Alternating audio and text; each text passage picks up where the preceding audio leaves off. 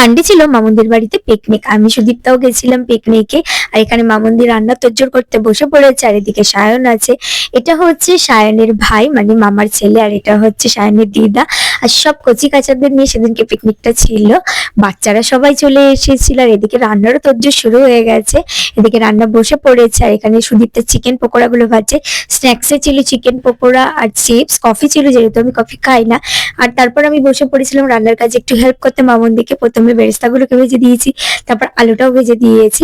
তো সবকিছু হয়ে গেছে আমাদের রেডি, আবার বিরিয়ানিটাও দমে বসিয়ে দিয়েছে। তারপর আমরা চলে গেছিলাম সবাই নাচানাচি করতে। পিকনিক মানেই নাচানাচি, নাচানাচি না করলে কিন্তু ঠিক পিকনিক পিকনিক ব্যাপারটা জমে না। তো আমরা নাচ করতে শুরু করে দিয়েছি, এদিকে বিরিয়ানি আমাদের রেডি হয়ে গেছে। প্রথমে সব বাচ্চাদেরকে খেতে দিয়ে দিয়েছি, বাচ্চারা খেয়ে নিলে তারপর আমরা খেতে বসেছিলাম। আমরাও এবার খেতে বসে পড়েছি, খাওয়া দাওয়া আমাদের হয়ে গেছে। এবার আমরা বাড়ি যাব। পিকনিকে কিন্তু দারুণ মজা করে কাটালাম আমরা।